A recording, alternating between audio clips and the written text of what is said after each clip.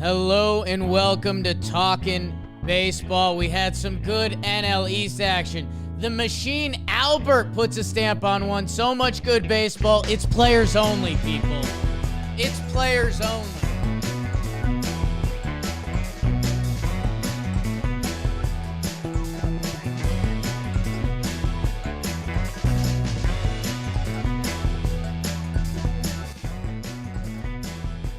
Hello and welcome back to Talkin' Baseball. Coming off a hot Friday. I was out, a little bachelor party in the hills. Had a good time. It comes out after you lads record. Fernando Tatis Jr., PED suspension. What is you doing, baby? But the boys hop back on the mic. They covered that for you because it's just different. It's just different. And one of those guys who is built entirely differently, Trevor Plouffe, getting nasty from Calabasas. How you doing, big dog? You know, I'm one of the only guys that can transition from front office only to players only. Yeah. I am Diffie. And yes, I'm still mad at fucking Fernando Tatis Jr. for making me record an episode on a Friday night. I got shit to do. You know how, kind of popular around here. Yeah. People pull me all different places. I have my time of work, and Fernando's bringing me back. Although, in saying that, boy, did I love doing that episode. Impromptu, raw thoughts on an ep. That's what the people pay for, man. I thought Jimmy and I hopping on there, I thought we did a good job. Because that was an hour after the news broke, dude. That was straight up, seriously, that was raw thoughts. And I had more time to process it, and we've had more stuff come out about it. But yeah, man, we missed you on the app because I think you would have crushed it too. And I'm curious to hear your thoughts on it. I know you did a little bit on Wake and Jake this morning, but I haven't been able to catch that yet. Just one of the many things that happened this weekend. It's a big weekend for baseball. Yeah, I was happy for you boys. A little jealous. I mean, I was a little under the influence, but I sent hey, I'll hop on if you need it. And then the next text was, we already recorded. And I was like, that's probably for the best. I was enjoying some nice libations and other natural stuff from the mountains. But, yeah, man, Trev, kind of like you just depicted, and I liked hearing you say it too, kind of the live processing, because, a lot of baseball this weekend, a lot of everything. And then the reason we like hopping in front of the mics when something hot like that happens, and that's why I wanted you boys to roll, it's just different. You just can't replicate that moment and everything that you're feeling raw. And I mean, now, we've got quotes coming out from teammates in the front office that aren't, we got our guys back. They are of a very different note. They feel spurned by Nando. So yeah, when I was going through it on Wake and Jake this morning, I was uncovering some layers that I hadn't fully thought out, but also talked myself through. And man, that's end of the day, I think it's bad for baseball. That episode got a ton of views, and this, it's the old, it's PR, bad PR, and we did that for the lockout. And then it was kind of well, I think that actually kind of was good PR because we missed a week, but everyone was talking about a lot of baseball. So in that sense, it worked. When we're talking about a generational all-time talent and a team that just traded for another generational all-time talent, it's just stinks, man. It's not what we should be talking about. We should be talking about how scary the Padres are, and as they start to build a legacy down there. And now it's just you. Well, I think we will end up talking about that because I think this team still is really good. And like many of the players said when they had to answer questions on behalf of Fernando, another thing, Fernando, thanks for that. They said he hasn't been here all year. Yeah. So we're in the position we're in without him. And yeah, guess what? We got Juan Soto, Josh Bell, and Josh Hader, and Brandon Drury. Like Blake Snell said, we got everyone. Yeah. So that's kind of the vibe they took, and I think it's good. I want to get your thoughts a little bit more on this, and then we'll get into the baseball. When James and I talked, I said, I wasn't sure how I was going to play out, but I said, I do know one thing for sure is like he's moving down the pecking order of people who can say shit in that clubhouse. Because in each clubhouse, there's a handful of guys that can stand in front of the room and can say shit and people listen. That's not every guy can do that and really command the room. Like you have to earn that. Right. You have to play for some time. You got to put some dirt on your spikes. You got to be good. You got to be respected more so than anything. He doesn't have that ability anymore. The only thing he can do with that room is apologize. And then after that, he got to earn that back, dude, because you heard the guys talking about him. Clevenger had, he was basically, we've been disappointed twice by this guy. Yeah. So that's heavy. It's tough. That's heavy, man. Disappointment. That's everyone's. You talk about your parents and you're, the old phrase, I'm not mad, I'm just disappointed. Like that's the phrase that everyone like doesn't want to hear. And yeah, I mean, to go from riding bikes or ATVs or whatever to get hurt that way, and then to follow that up with a PED suspension. Yeah, man, I'm truly interested to see what it does to the Padres. Like you're right. They could Snell and galvanize and be like, all right, hey, this is twice that we've been out on our journey expecting for the reinforcement to come, and it's not coming. That's screw it. Like, we still have, you guys know early on this year, I love that rotation. Snell is starting to go again. Darvish is nasty. Musgrove is nasty. And they revamped that whole lineup, including one of the best young players to hit in this game ever. That it just sucks because the other part of the storyline was supposed to be Tatis coming back. Like Tatis and Soto joining forces? It's literally like East Coast, left coast, righty, lefty, like young swag in such different ways. And now it's not. Now it's like if the Padres go out and do something this year, it's in spite of Fernando Tatis Jr., which is just like, that's not the Padres tone. Slam Diego? Like, no. Where did you hear about it? Like, how did you get the news? Was it John texting you? I think, yeah, either in our group chat or just getting notification via Twitter, just like anyone else. I was in the car and like I was like, holy shit. Yeah. And then my kids are there and Teddy's like, what happened? I'm like, oh, I'll talk about it later, man. Like, yeah. Stop you in your tracks type of moment, which is, I'm not saying we get PED pops all the time, but if they do come, you're just like, that's what an idiot. But then this is a different type of notification because we're seeing this guy rehab and we're saying, here he comes. And the fact that he was rehabbing, knowing that this was most likely going to come out, like just a weird, when you think back on it, just a weird time, man. And that's hey, I normally like to land on an optimistic note. And like you said, like, all right, Nando, you kind of screwed the pooch, man. So what's next? And that's his call. He's still a kid. I hope in 6 years we look back and he's balled out and he's, threw an MVP on the mantle and, maybe a World Series ring or something like that. And he can do an interview 6 years from now, be 29 years old and be like, yeah, I was pretty young and dumb. But, that's life a little bit. So I'm going to root for a comeback story to get back to the top of the mountain, but he is going to have to earn, going from the swaggy $300+ million guy, MLB The Show, to now you're right. Like he's got to earn some skin with his teammates. The difference is with something like this is I'm not sure you can ever really, people don't ever really forgive this type of situation. Sure. Like the motorcycle thing, yes, chalk it up to being dumb, young and dumb. You can relate to that, Jake. Yeah. The PED thing is different, man. Yeah, it's true. Like, this follows you, and in San Diego, they might forgive him there. His teammates have no freaking choice. Like you're in it and like you just got to have the guys back, even sometimes if you don't want to. But around baseball in other cities, he's gonna hear it, man.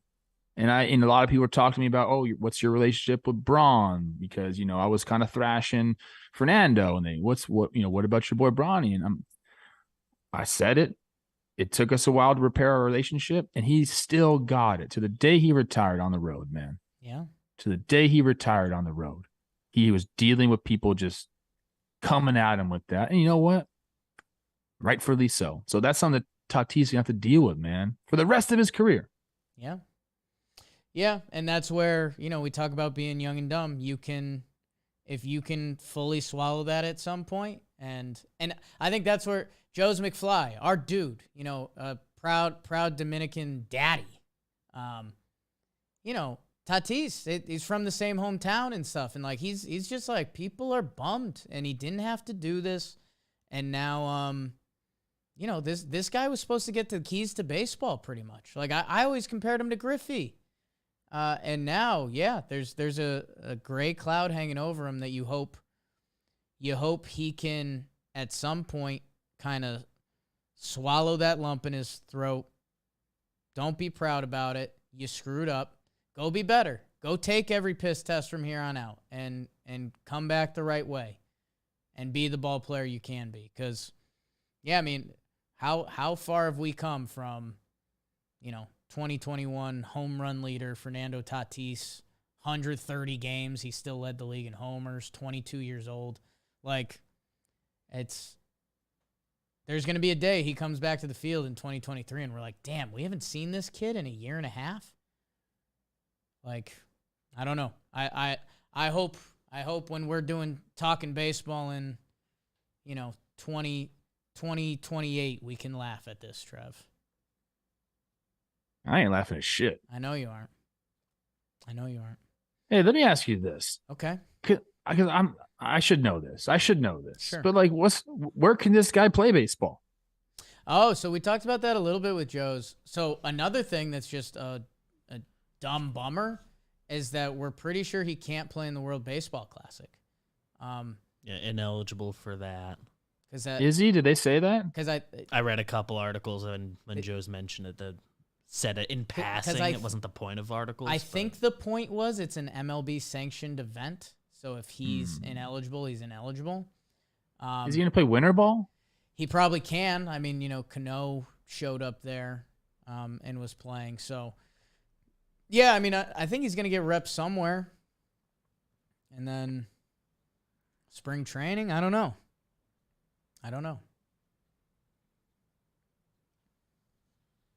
All right, let's move on. I'm sick of you know what? Tatis, I never thought I'd say this. I'm sick of you, bro. Yeah, how about that? How quick that media Sick of you. How quick the media will change on you. Hey, let's talk some of the games. And, hey, we got that out of our system because there's some good stuff out there. I mean, don't get me started on Albert Pujols today. And Vintage. Oh, God. Like your shirt. Yeah, shirt's been through a lot. I thought you were a soccer kit guy. Is it not soccer? I call it football, but whatever. Okay. Well, Trev, the other thing you call me is a true classic. And the other funny thing about that is True Classic. New sponsor, people. True Classic. They are now with us. And some of these lines in their read look like they're tailored for me because their clothes may actually be tailored for me. A lot of men's T-shirts, Trev. And again, I don't even know if I can talk to you right now. They're designed for the skinny models with six-packs. That's not my game. A lot of bulk. Nah, it's not your game. It's a lot of bulk, a lot of chest, shoulders, and that's where it squeezes tight. That's where I wear this soccer kit, and you're like, oh, I like that. But it gets a little snug in my midsection. I mentioned long weekend, a couple beers. I think there was pizza at one point. That with True Classic, they get a little looser in that area to accent your strengths. And isn't that kind of what life's about? If you're a good defensive third baseman, we're going to put you there, not behind the dish. And that's what True Classic is doing with their clothes. They've got all the way up to triple XL on all their staple colors. Let's stop the beer belly shaming with the other clothes. This is some good dad bod stuff. And you can update Upgrade your wardrobe with True Classic. 25% off at trueclassic.com with code BASEBALL. Free shipping included on purchases over $100. 100% risk-free guarantee with a 30-day return policy. Stay classy with True Classic. Your dad bod will thank you. Yeah, they sent you some, Trev. They haven't sent me some yet, but I think I'm their exact target demo, so I'm going to be getting involved in that soon. I see their ads on TikTok, Instagram. A lot of guys that look just like me. They, I tried it on. I've worn it a few different times. It's really meant for guys that are built like Chris Rose and maybe yourself a little bit. Yeah. When I put it on, my biceps were bulging. Yeah, bro. Yeesh. I look like I might as well be an Instagram model. Kind of are. To some degree, I think maybe you could say. You kind of are. Hey, let's rip some National League because, man, Trev, the East did their thing, and Albert, let's do it. Let's do it. Are you leading off? I'm leading off, kid. I'm getting it. Don't be afraid to ambush that first pitch. Okay, don't be scared. In the National League, let's start out with a couple teams fighting for the division. We're starting in the Midwest, the NL Central. The Brewers and the Cardinals, they teed off for 3 games, and that's important because they'd only played 4-game sets, and they were splitting, and they split the first 2 games. Brewers take game 2 in extras, so that deciding day, I'm no machine. I just Albert. A 2-home run day for Albert Pujols. Are you kidding me? Dylan Carlson had the big go-ahead homer in the 8th. Albert is pimping home runs. Good vibes in St. Louis. By the way, Jordan Montgomery had a good start. He's been a nice little ad from formerly my Yanks. Wayno goes 9 innings, and that's obvious. Some fun baseball in St. Louis, and they take the advantage in the season series and win the series 2-3. The Atlanta Braves sweep 4 against the Fish, and man, it's where this franchise is currently different. They swept the 4-game set without throwing Fried, without throwing Morton, without throwing Wright, without throwing Strider, and they sweep all 4. Your guy Odo got it in the first game. Mueller, who's been solid for them, he has a nice start. Bryce Elder, Ion Anderson, they keep calling kids up, and they keep performing, Trev. Grisham, are you kidding me? Hot. Watching his homer on the iPad afterwards, really unbelievable, that Braves depth as they take all 4 from the Fish. The New York Metropolitans are the team that the Braves are chasing, and they only gained a little bit of ground because the Mets took 2 out of 3 from the Phillies. Phillies have been trying to sneak up, and they win the first game in extra. Suarez versus Scherzer. That's like the old John Boy Bowl. Followed up by DeGrom Nola, a 1-0 game. I mean, boogity, boogity, boogity. Mets take the final one. Bassett shuts them out while the Mets chip away on offense. That team is so fun to watch. Alonso hustling. Lindor breaks the Mets shortstop record for RBI in a season. It's August 15th. I love it. Mets, they take 2 out of 3. Those Padres, we just talked about a lot. They were playing the Nationals, and they take 2 games out of 3. Tatis was the story of the weekend. Again, teammates not necessarily having his back, and maybe they shouldn't. But the Padres, they get a couple wins. The bread games, game 1, and the final game. Snell, Trev's IG, Snell starting to go a little bit. 6 shutty. The Giants sweep. Does it matter? I don't know. They sweep the Pirates. They get back to 500. You know Gabe Kapler's got the high T going. And you know my guy, the new special T, Tyro, with the walk-off homer. I don't know about all that, but hey, Giants, keep sweeping series, and we'll find a way to talk about you a little more. Cubs and Reds, they played tree. Cubs took 2 out of 3. They played the Field of Dreams game, so that was fun. We all had a good time with that. Busted out some of the old timers. Ian Happ is mic'd up. Absolute stud. Cubs win 2 out of the 3 games. And your final series feels like these teams play every week. Jake's Rocks versus Jake's D-backs. It just feels like they play a lot. D-backs take 2 out of 3 because they're built entirely different. They take the final 2 games. Good clip of Wynton Bernard getting the called up. Senzatella, Davey, Zach Gallen with 7 shutty. Alec Thomas with a leaping catch by the wall to end the game. That was actually pretty cool. And then Christian Skywalker. Have a year, kid. D-backs take 2 out of 3. And that's what happened in the National League.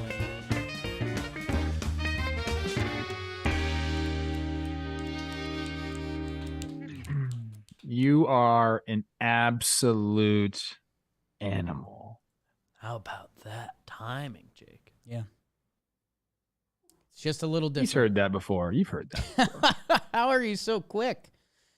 Trev, in the National League, the Mets have a 5.5 game on Atlanta, who's on a 6-game winner, the Braves. They're 5.5 back. The Phillies are 11.5 back of the Mets after their 2-game loser. Fish dead. Nats super dead. The Cardinals now have a 1.5 game lead on Milwaukee in the Central. And then out west, you didn't even hear about these guys yet. The Dodgers are 79-34. The Padres are 16 games back of them. The Giants are at 500, and they, in the wild card race, you know, I've been drawing this parallel. San Francisco and Boston are the only kind of tweener teams right now if they're going to be a part of this season. We'll get to Boston later, and maybe San Fran. But right now, the wild card would be Atlanta, San Diego, and the Phillies with Milwaukee on the outside looking in, Trevor. What got you the most jazzed up there? What do you need to talk about? For I love the Braves, but I want to talk about how 7-3 in the last 10, Braves and Phillies, pretty good. Let's make up some games on the Mets. No, the Mets are 8-2 in the last 10, 22-8 in their last 30. This team is. Do we talk about them enough in the Juggernaut fashion? And I think we have a little bit. But most of the time, it's like Dodgers, Astros. We gave the Yankees that title for a while, which was silly. And I told you guys dark days were coming. Sure did. The Mets are a juggernaut. They're a fucking juggernaut, man. Trev, we had kind of a governor on talking about the Mets because DeGrom hadn't come back. And so it was like, let's wait till that bad man is back. And then it's also the Mets who have a little bit of a history, and the Braves were in hunt mode, and think about the nice stuff we're about to say about the Braves in a little bit. The Mets are a juggernaut, man. They are a powerhouse. They are part of this season. I know the Yankees are going through an August swoon, and they should get out of it. Like, Yankee fans aren't going too nuts. Well, some aren't. Yeah, they aren't? Yeah, okay, I take that back. But, you know, if you had to pick one of the New York teams right now, I mean, one has Scherzer and DeGrom, and the vibes have been kind of the same all year, where, again, and I don't want to turn this into a Yankees thing, but I think the Yankees are 23-27 in their last 50 games. It ain't good. So, yeah, I mean, the Mets deserve as much love as you can possibly get. Their deadline guys are contributing. Buck has been as solid as they come. And now in any given series, you have Scherzer and DeGrom going. Never mind Bassett, who's also awesome, but just unfortunately not in those guys' world, because nobody's really in those guys' world. That's the problem. Nobody is. And, you know, DeGrom hasn't even really been fully unleashed yet, if you will. I mean, this one he goes 6 shutty with 10 Ks. Like, eventually there's going to be a time where, I don't know when it's going to be. I guess more towards the end of September, where Buck just kind of lets this guy do his thing. And that's scary. It's scary for whoever he's pitching against, because So there are some guys that are like stoppers, that are aces. Like I don't know if there's a word that is above that, but that's Jacob deGrom. And you got 2 of them on this team. And the rotation is very much solid behind them. But we speak of Scherzer and deGrom because, well, go look at their body of work.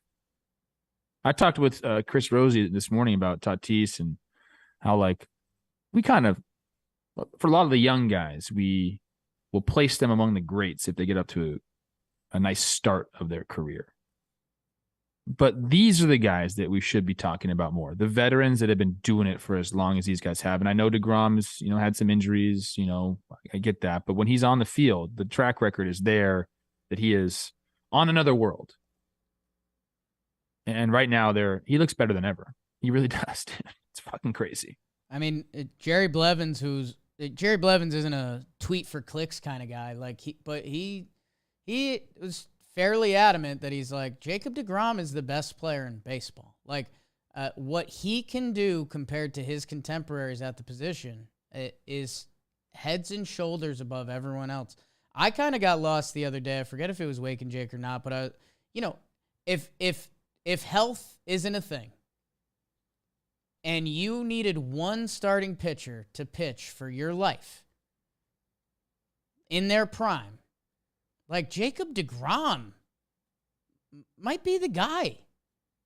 Like, it's a weird conversation. Pedro Martinez. Pedro's pretty good. Pedro's pretty good. 99 Pedro. Like, that's up there. But the fact that Jacob deGrom, and I know it's been a quick rise and then there's injuries recently, but how good he truly is. You're right, Trev. We had blinders on for a while to not fully put the chips in for this Mets team. And it's all there. It's all there.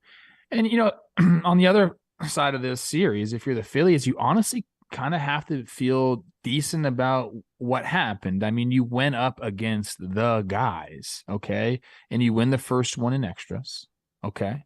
Like Suarez matches Scherzer. You get that one in extras. And the next game, Nola matches deGrom. Yeah. And it's a Pete Alonso. What was like the first inning base hit, right? Yes. RBI single in the first. So you lose that one 1-0. Diaz comes out and slams the fucking door. We haven't even talked about him yet. Having an elite closer at the top of this game is going to obviously benefit the Mets greatly. But then, Bassett up against Wheeler. Wheeler has a shoddy start that's like an anomaly for him. He's going to be better than that. So, like, this is what we've been talking about with the Phillies. Like, you got guys that can match up with pretty much anyone. You just did it. I know you lost 2 out of 3, but you just matched up, pitch for pitch with these guys, with the exception of Wheeler. That's why playoff baseball is amazing, because we might see this again, and that it could go the same way, and a dink hit there, an air here, and everything changes. So if you're on Philly, I don't feel too bad about this series. Yeah, I mean, you say a dink hit, which that can happen in any baseball game. Or Bryce Harper, like 2-run home run, because and Schwarber that can happen. So yeah, I mean Schwarb. So you're right. If you're the Phillies, it shouldn't hurt you. I mean, I it obviously doesn't feel great. I didn't realize how good Sir Anthony Dominguez had been for them recently. Like they have options out of the bullpen. They have those high end starting pitchers. The NL playoffs is going to be an absolute bloodbath. Yeah. Are we hitting the passing button or not? Passing. For what? Hit the passing button. Passing. Chris Woodward of my Texas Rangers. Yeah. Fired. Can you believe it? Why? What's the point? What are they doing now? I mean, Chris Woodward, I don't know. I think I was surprised. He was still there to start the season. I know that's not the nicest thing I've ever said, but yeah, I don't know. I got to read more into this, but it's just why. I guess why now is my thing. They're 51-63. They just signed $500 million worth of contracts in the offseason. Who are they going to bring in to do this? And what's the difference maker? Like, I guess that's where, maybe we'll get Woodward on for the next episode. But for me, this wasn't supposed to be the year for Texas. So if you know that kind of going into a season, does that mean he was a sitting duck anyways? Probably. As they try to line up their next 5 years of this team, it seems like they already had the realization that Woodward wasn't going to be their guy unless he pulled some magic this year. So I don't know how you label that. Do you label that a tough draw? Do you label it something else? But oh my God, are we bringing Ron Washington back? I hope he says, no, I'm good. No, thanks. This happens to these managers that get put in these situations. It wouldn't surprise me if David Ross in a couple of years either just hangs them up or they go a different route with him. Like when you're in these rebuilds, it's fucking tough. What are you supposed to do? Also, I know Chris Woodward has had his moments there. Everyone remembers the Tatis situation.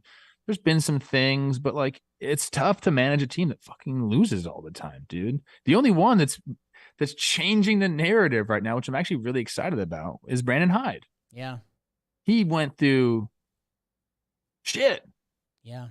And now they're winning, and now it's like, oh, this is our guy? Yeah, I mean, I guess that's the other side, that, Brandon Hyde is going to get probably AL Manager of the Year. He's getting a ton of credit. That if Chris Woodward had found a way to do that with the Texas Rangers, we would be giving him that same love. So Chris Woodward out as Texas Rangers head coach.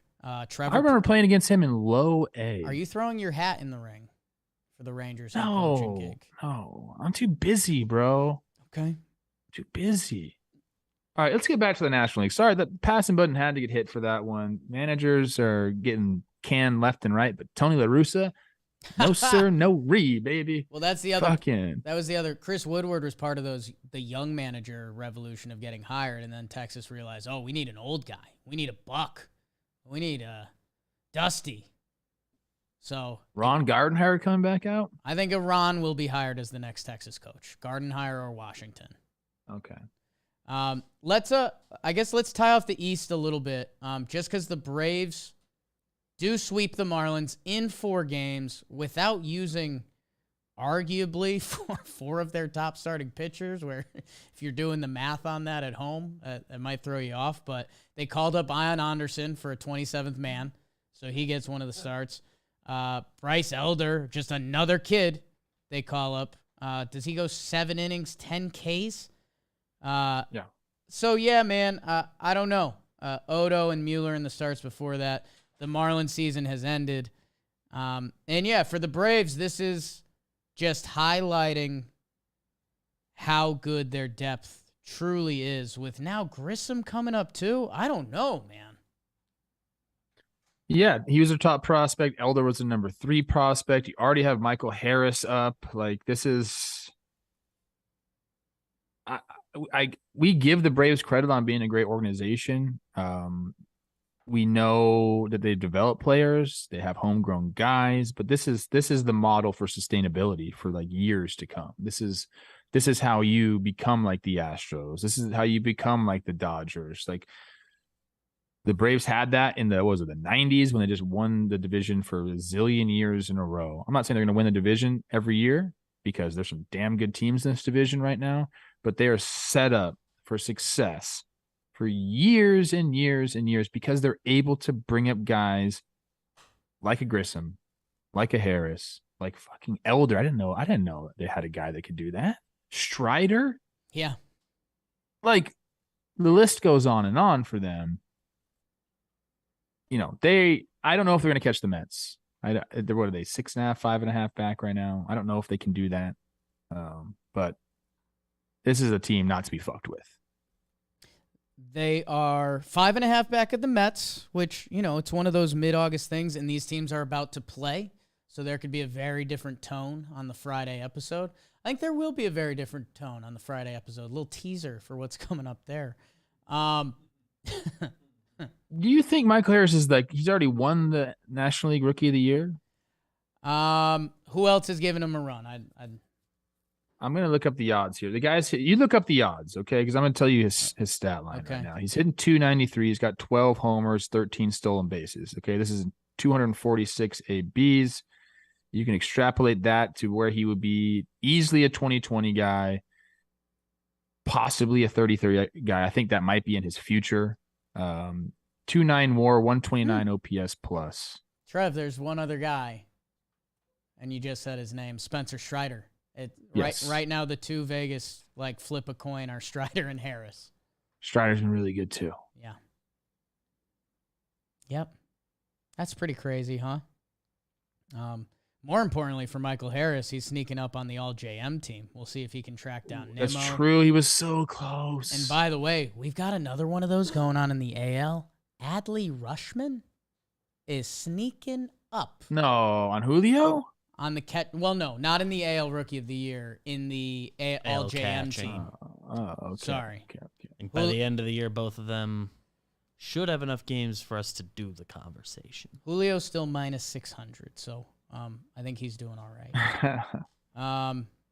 Let's see. I think I don't know if there's really anything else you want to touch on that series. I think the walkaway is just how deep that organization is and what differentiates them from just, all their big names, probably. I mean, Acuna, Riley, Date My Daughter, Matt Olson, Dansby.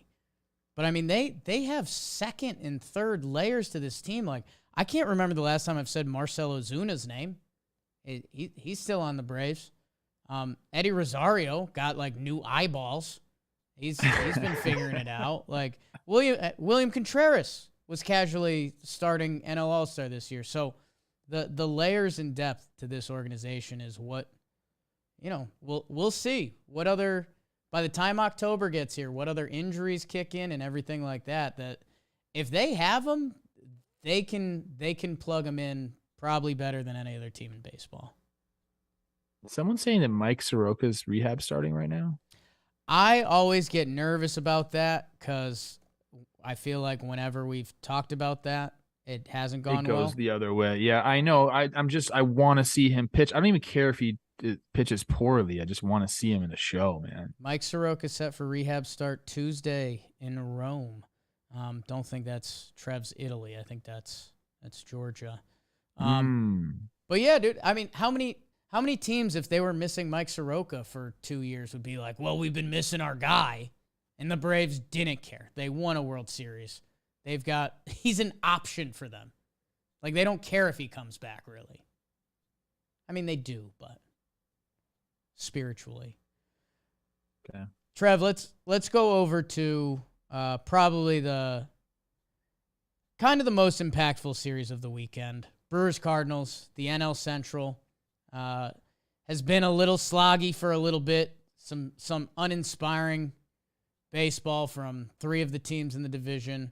The Brewers went into a funk. The Cardinals, were they going to get Soto? They didn't. But they had a couple arms, including Jordan Montgomery, who has a really nice start in this series. And the vibes have kind of been good there because also the Brewers traded away Josh Hader, one of the most respected bullpen guys in the game. Either way, these teams have been so evenly matched all year. It was like Jimmy's favorite fun fact that they kept playing 4-game sets and they kept tying. And so what do? They split the first 2 games and they come out for Sunday. And man, in baseball, we try to not harp on one game too much because it can turn like that. But McCullers going out for 8 innings. And then Big Albert being the guy to do it, man. I mean, that's just special. And I know we were so worn out when Milwaukee traded away Hader because we love the Brewers, and he's part of the reason that made that team a difference maker. It's a huge win for the Cardinals to take advantage on the series on the year, to win the series this weekend, and just all the good energy that comes with that. Yes, they are. This was the matchup that I really liked this weekend. First game, interesting. You get Monty going. Goldie has the 2-run homer in the first. Arenado has a solo home run. There's a second game, that Burns-Waino game, that I was really interested in. Then both guys went toe for toe. Burns gives 7 innings pitched, 1 earned run, and then Wayno goes 9. Yeah. And the only mistake he really gives up is the homer to Urias. And then he's facing McCutchen. I think this was in the 9th. I was watching the game, and they're saying McCutchen has more hits against him than anybody in his career. And like that. And I think that Wayno's surrendered to another player too. It's McCutchen. Sure. And the dude is just spinning that fucking curveball up there. I think he did like 5 in a row. Like, I love Wainwright, dude. Yeah. Like, I like watching him and Yachty work. And then Renfroe kind of spoiled it because he hit the triple to right center in the 10th. But just really, really good baseball played throughout. Yeah, and like you're talking about Pujols. Like, talk about an impact game. 2 homers, and these were not like old man Albert homers. It looked like your shirt, vintage Albert, dude. He hit the shit out of one ball off the fries in Big Mac land. And then the second one off Rogers, some guy in Baseball Today called in and said it was the farthest ball he's hit all season. Farthest ball he's hit all season. No, I don't expect Albert to be like a hero in any of this, but possibly. You see what he's doing against lefties? I mean, that's the thing. He has a role that, like, you know, it's not we're just sticking Albert there and hoping for magic. The guy has mastered lefties for the past, like, 4 years now. He's 1-dotting against lefties on the year. 351, 386, 1.049 against left-handed pitching this year. Yeah, man, like, that's whoever, you know, if the Cardinals, make the playoffs, and if they do, who they match up with, that's something you have to think about. Like, the Cardinals have a player on their team that hits lefties at an MVP level, and that's not being, like, facetious, if I'm using that right. Albert has 3 of them in his basement, by the way. That, you know, I copied Albert's swing growing up. I can't love that man anymore. To see him being successful in that role is awesome. Yes. I think coming over to St. Louis, you know, gave him a little spark there. I don't think there's any doubt about that. Feels comfortable. They're in winning ball games. He's playing meaningful games. He's what now? How many homers does he have now? I think he's got 10. Yeah, but in his career. Oh, 689. 689. He's got 7 to catch A-Rod. You know, Chris Rose and I were talking. Is he going to come back next year? Try to get to 700? Even though he's having his farewell tour a little bit here. Bro, like, if I get a vote, he comes back next year. Because if you can still do this against lefties, and the family's okay with you playing a little bit, like, let's go maul some lefties, dude. Give me your National League hierarchy right now. Ooh. Dodgers number 1. I know it's Dodgers number 1. Mets probably number 2, right? Give me your 3-4. So here's what I'll say that I think also needs to be a little bit of an asterisk. Okay. Like, let's see where the Dodgers are truly come October. Because, dude, if you're giving me healthy Scherzer and DeGrom, I'm not betting against the Mets. Even against the Dodgers? Even against the Dodgers, dude. Like, with the energy they have going this year, Edwin Diaz in the back, I like the top of their lineup. And with Buck, like the new hungry team on the block, you can make a case for it, but it's not a very good case. It's going to get thrown out. Dodgers are the Dodgers numero uno, bro. Thank you for seeing my case, Judge. After Dodgers Mets, I think they are in a tier by themselves. In light of recent news and with their pedigree, I would go Braves over Padres. Okay. And I have both of those teams over whoever comes out of the Central because it's just not inspiring. I would do Cardinals over the Brewers because the Cardinals, at least they have magic. They have Wayno, Yachty, Albert, and if one of their kids takes the jump along with Arenado and Goldschmidt come October, they have a formula there. I think it's Dodgers Mets, no doubt. And then I do think it is the Braves. But after that, I think it might be the Cardinals. They're just too complete for me. Like, you know, Philly lacks in some different areas, okay? Like, the Cardinals don't.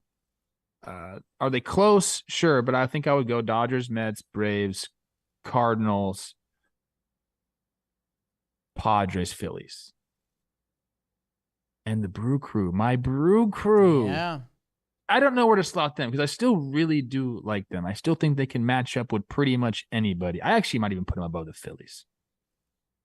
But there are some teams starting to kind of rise to the top right now, man. The Phillies, and are I think tough. the Cardinals are one of them. I really do. I think that they are going to be an absolute menace, come October. And you know what? We're at that final point of the season where I always talk about, like, the Braves kicked it in gear last year. We're kind of at, like, the final week of that. Like, if you're going to go, you have to go now. And one of the things, I don't know if the last time we mentioned it, but it was a big part of last season. The Cardinals kicked in late last year. Remember that? They went full tilt to the finish line. And, huge September, right? Yeah, massive. And I think it leaked into August as well that one of these teams, and I don't know if it's a Cardinals thing. Like, I don't know if there's any correlation between that. They ended up firing their manager. They went 22-7 last September. That's not bad. That one of those teams is going to go off for the next month and a half. And dude, from the Phillies, Braves, Brewers, Cardinals, Padres, there's 6 teams there. One of them come October is going to be, like, scary. Yes. Yeah, or 2. The NL's a little, I think their depth is more impressive than the AL this year. I don't know if that's a conversation or not. I have to look into it. Now you're making me look into things. Well, So I'm getting summoned at my door. Okay. So speak to the people. Okay. Trev's getting summoned at his door. I will tie off the National League. Padres fans, unfortunately, we talked about you a little bit. You took 2 out of 3 from the Nats. You actually might hear a little Nat stuff later. They got some young guys contributing. Soto returns to Washington. That's kind of funny. Yeah. Like, that happened pretty quick. Sometimes that Like doesn't happen. Later. Sometimes it happens really soon. Yeah. This is kind of a tweener. Snell dropped it in the final game. I think that's important. I think he had a big second half last year. Hopefully he can have a big second half this year. He's got the playoff resume to do what should be important for them. Nelson Cruz gets his 2000th hit. That almost makes me sad because, like, that should get more love. Giant swept. My guy Tyro walked it off the last game. That was awesome. I love him. He's such a fun young guy. Logan Webb, 8 shut. They get back to 500. Can they make it matter at something? Reds and Cubs Field of Dreams, like I mentioned in the burn. D-backs, Rockies play every weekend. Any final notes on the NL, Trev? No, we talked with the audience on Friday about, some of these teams are kind of, some of these series are going to get a little bit less love than the others because we're at the point now where playoffs are approaching and we got to spend some more time on these different teams. Logan Webb, nice Webb gem. Diving into first base. Okay. I'm not sure the Giants, are you going to be there? 6 games back, a wild card spot. Can they make it happen? They kept Rodon. I want the Giants or Red Sox to get hot. I will openly admit that. I need one more splash of chaos, and I think one of those teams can do it. We went into schedule watching. Yep. On baseball today. Going back to the Cardinals. They end the regular season with 6 games against the Pirates. Okay. 6 games. Yes. That's hilarious, dude. I think it's 1, then an off day, and then 5 in a row. I don't understand how that happened. Now, before that, I think they played the Dodgers, they played the Padres, and I think they played the Brewers. So tough slate before, and then straight up 6 against the Pirates. 1, 2, lockout, funny business. Yeah, they must have tacked on that They're supposed final to start series. and end the year with the Pirates. That's an incredible thing that may matter to this baseball season. Trev, you want to take us to the American League? Am I ready for it? I think your heart is. Let me get my timer up. I'm not as good as you. I need to have time. you got it. And I believe. Mark. Get set. Go. My people, the American League, my league. We're going to start in Houston, where the Astros return the favor and they sweep those pesky A's. 7-5, 8-0, 6-3 Astros. They take all three of them. Hey, Kyle Tucker, Abe Lincoln, you're really good at baseball. Astros, you're really good at baseball. And oh yeah, you got LMJ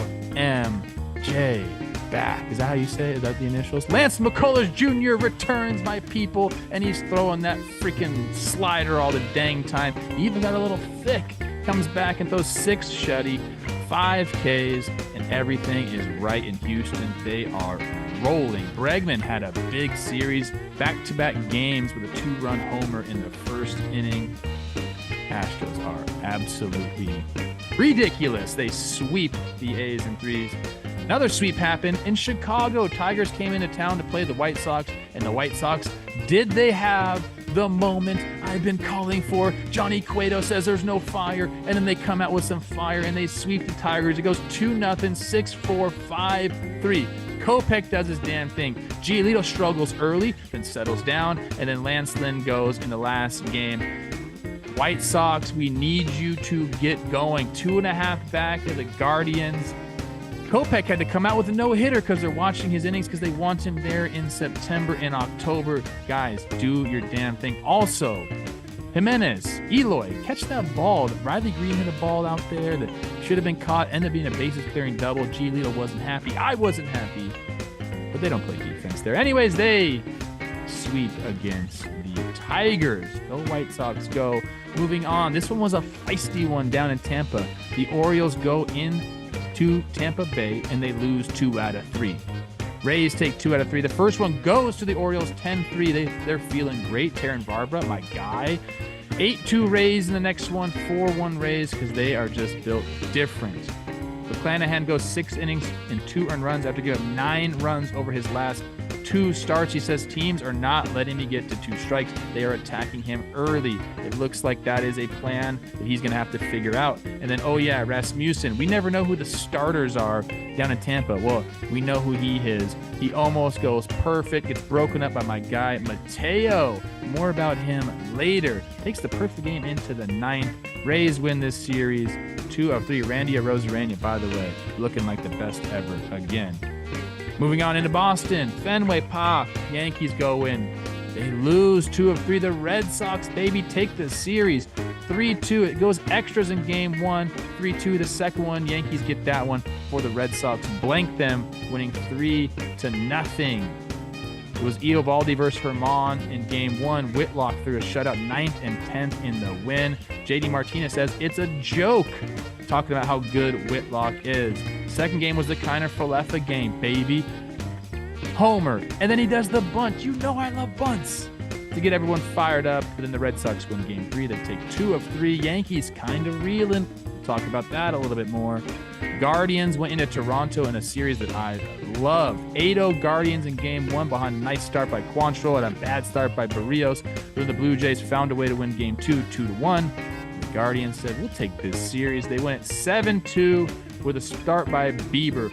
He gave up 1 in the first, but then retired 8 in a row. He went 7 innings pitched with 2 earned runs. Gausman, not a great start, 4 2/3, 5 earned runs. We'll get into this one in a bit. Guardians take 2 of 3. Mariners at Rangers. Rangers take 2 of 3. They fire their manager, as we heard this morning. It was 6-2 Mariners, and then 7-4 and 5-3 Rangers. Kirby goes 5 2/3, 2 earned runs in the first one. Dane Dunning, 4 1/3, 3 earned runs. What arm does he throw with, Jake? Yes. You don't know. Gilbert goes 6 innings pitched, 3 earned runs in the third game. The Rangers take 2 out of 3. I'm running out of time. Twins at Angels. Angels take 2 of 3. They probably should have not have done that. It was a bad play by my guy Nick Gordon in that second game. 4-0 Twins, 5-3 Angels in 11 with the walk-off. 4-2 Angels in game 3. And my friends, that is what happened in the American League. Woo! Specialty, well done. Your updated standings in the American League. The Houston Astros are dominating the West. They're up 13 games on Seattle. They're the only ones even in the rearview mirror at this point. The Cleveland Guardians in the American League Central have a 2.5 game lead on both the Twins and the White Sox. How about that? And then in the beast of the East, the New York Yankees, 72-43, while losing, they're 2-8 in their last 10. They've been bad in their last 50. The Toronto Blue Jays, currently a game up on Tampa, and Baltimore is a game and a half back of the Rays, while Boston is 2 games under 500. So, Nick Gordon, love him. What's Snapdragon's back? What do you got, Trev? You know I'm a Cron Pod guy, Yeah. so let's go A's, Astros. I mean, we don't have to spend a lot of time on this one. They sweep. They look good. Bregman gets going. There was some good baseball played here. A lot of outfield assists in this one. But I think the main news that everyone wants to hear about is Lance McCullers Jr. How did he look? Is he going to be that guy? And the answer is yes, he is that guy. And now the Astros just have way too many starting pitching options. He probably slots in at, what do you think, 3 in a playoff rotation? Verlander, Framber, McCullers. They have 3 other guys that are very good starting pitchers that they'll have to figure out what they're going to do with them. But the Astros essentially keep getting better. Michael Brantley ends up having to miss the rest of the season. I think that is a big blow for them because he is such a good hitter and such a tough out that I think it makes everybody around him better because it puts that much more stress on the pitcher. But if we're going news for news, the Lance McCullers news, I think outshines that a little bit. At least it helps the burn a little bit. I think that's an interesting conversation. I think it depends what Lance McCullers Jr. is back. If he looks like the guy that should be the number 2 or 3 starter, then probably. And they also have options with him because he has that wipeout breaking ball that if this version of Lance McCullers ends up kicking to the pen for them, I mean, you just added a stud. So, no, I'm not saying it ends up there, but they have so many pitching options at this point. Like, they're going to figure it out. I guess the other thing has this tone in my voice, I think Michael Brantley is so crazy important to what they do. Just the consistency, the way you talk about him, Trev, the way any baseball player talks about him. And the first thing they normally say is just he never has a bad swing, which baseball players, that blows their mind. He's one of the best bat-to-ball guys in baseball, and I feel like he is such a calming presence when you have a guy like that is going to be there. That, big hitters go in slumps in the playoffs. I've seen Altuve go in a playoff slump. I've seen Bregman go in a playoff slump. Michael Brantley is always Michael Brantley. So I'm not saying it's a red flag or this Houston season, oh boy. No, I mean, McCullers for Brantley, that's... that's almost a similar add-subtraction in very different ways. I do want to see what it looks like when it comes to the Astros lineup because Michael Brantley in the middle giving you a tough at-bat, I mean, that was a lock for the last 4 years. So I do want to see how that affects them. Go Astros, go. I mean, ain't nothing stopping these guys. It's true. You have to go beat the Astros. They are not going to beat themselves. Do you know what I mean? Yes. They're not a team that's just going to give away games. You have to go do something special to beat this team. Do you know what series Houston has coming up this week? I haven't looked. They have 4 games with your Chicago White Sox. Oh, that is aesthetically pleasing. Yeah. Two teams that are dog-ish. And now, like I said, the White Sox had their moment. Let's move on to that series. We all know Cueto coming out and saying there's no fire, and then Giolito saying ain't no fire, and then Andrew Vaughn saying, yeah, sometimes there's not any fire around here, and then Tony La Russa, fucking totally oblivious, goes, what's he talking about? What? Motherfucker, they just told you what they were talking about. To me, that was so telling. Yeah. That a bunch of dudes in his clubhouse were like, there's no fire here. And he's like, what does that mean? And I understand some of his point. Hey, let's do this behind closed doors. But at the same time, I've been saying they need a moment, bro. Yeah. Like him saying it to the media, which I also believe kind of like, I said this somewhere. I don't know. I talk about baseball. Talk a lot. People they gotta be sick of me, man. Can't. That's not possible. Yeah. Actually, it is. Some people are. Doesn't matter. Listen, I think it might have got lost in translation a little bit. Because there was like the little throwaway sentence that said, if there is any, talking about fire here. Sometimes the interpreters, I don't know if they're going to always go verbatim word for word, but that little sentence there, if there is any fire, that's what started this whole thing. The questions start coming in. And then, yeah, if you're the White Sox, you have to look in the mirror.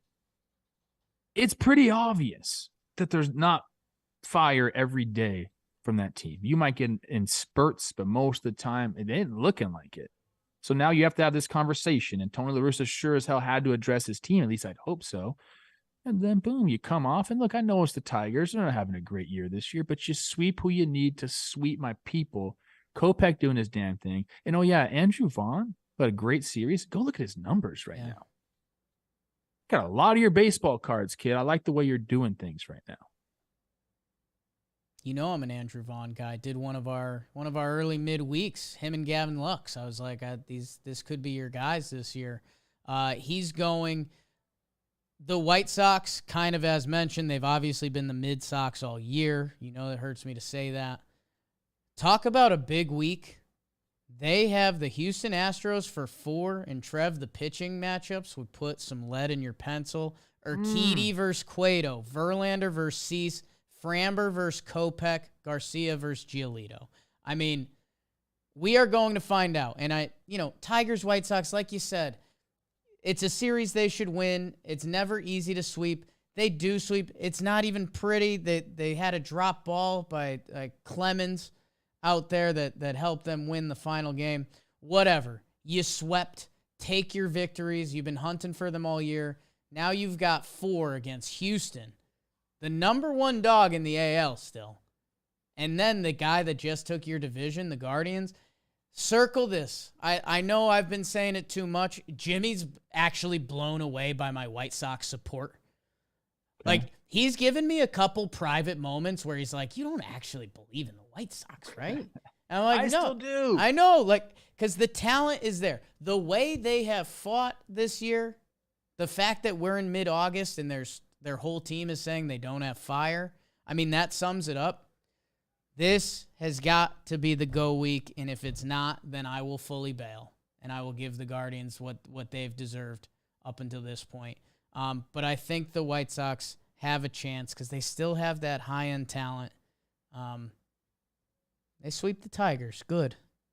I told you, Jimenez had this ball. I'm partial to Giolito, so Riley Green hits this ball, bases loaded. It should have been like a sac fly. It went to the wall. I get it, but all of a sudden, it might have been the worst route I've ever seen to a fly ball. Yeah. And that, they need to clean that up a little bit here. And then the Vaughn thing, he ran out a ball to a double play ball, and Clemens did drop it, but Vaughn didn't know that. He thought he was out. Right. Ends up, throwing his helmet a little bit, but they scored the go-ahead run on that. So you always got to run the ball out hard, people. And that's guess what? People on the White Sox were told to not run the ball out hard. Yes. And this one, there was talk about hard base running, and they swept. Abreu tags up from first on a fly ball to center field, then scores on a single. It wins ball games, people. Who would have thought? Hard 90. A part of the game. Hard 90. I don't know. What else? That's it for this series. Yeah, I think. Oh, you know what? No, shout out Daniel Norris. He got to start back with the Tigers, back where he began. That's pretty cool. I like that guy a lot. Full circle, big prospect.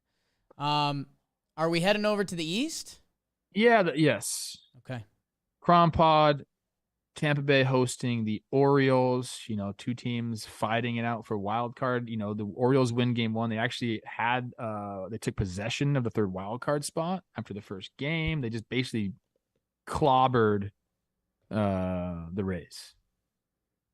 There was one ball. Who hit I think it was Rutschman.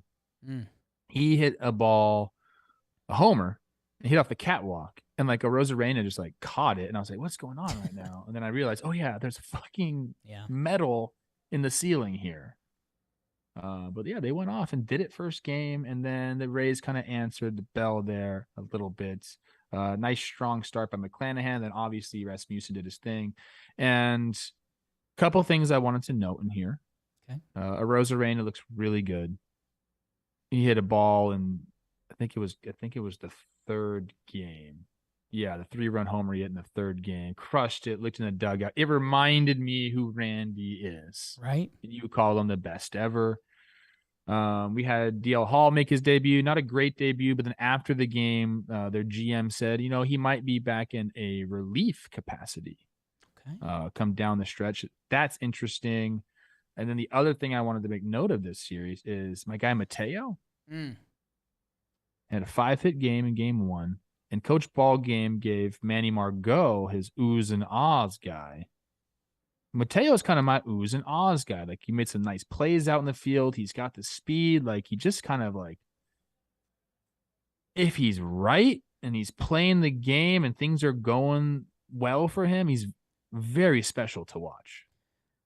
It's dynamic. It's where speed in baseball, we hope it comes more and more back as they start banning the shift and things like that. 27 stolen bases this year, August 15th. Like, I know the stolen bases has, gone by the wayside a little bit. I feel like it's coming back.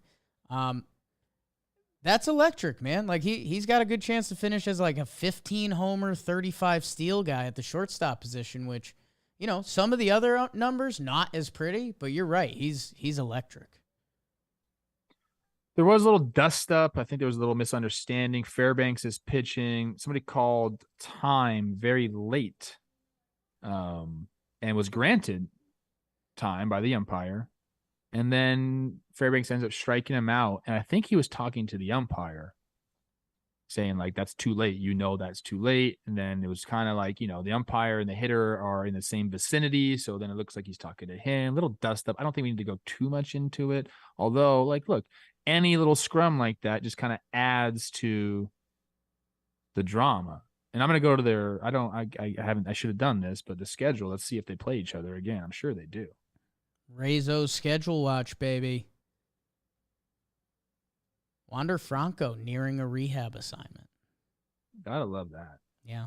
And while you're looking at that, I mean, Rasmussen, are we talking about him later?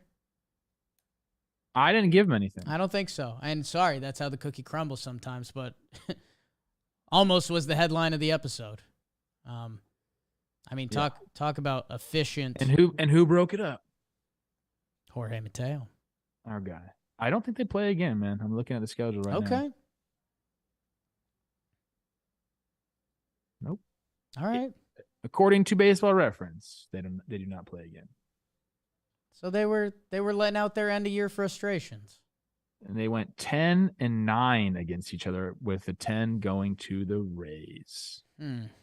82 runs scored for the Rays, 74 runs scored against a very tightly contested season series.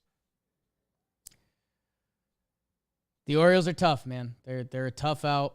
Like I told you guys, I think last week, I think we're going to look at the Rays in a few weeks with different eyes. I think they're going to have some bodies back and feel a little differently. You're right, Randy. It's so funny because he was so good in the postseason that, like, he has a bye with me. Like, because I'd take that guy. Like, you just take that guy. Like, if you tell me it's an October postseason game and I've got Randy, like, I believe in it. So that guy's got an incredible amount of leash only because he's the best ever. Yeah, but he's also been going. Like he had a Right. really good July, and he's having an incredible August. Like, his numbers are pedestrian right now. 757 OPS. He's got 15 homers, 60 RBIs. Like they're decent numbers. He's better than that, and I think we might see that come the end of the year, and then at the end of the season, we're looking at his slash line, and be like, oh, okay, there's Randy, and then like you said, put the motherfucker in the playoffs. Yeah. It's a 120 OPS plus for Randy, 15 homers, 21 stolen bases.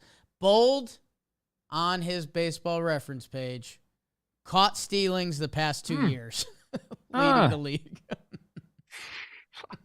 Be the kid, Randy.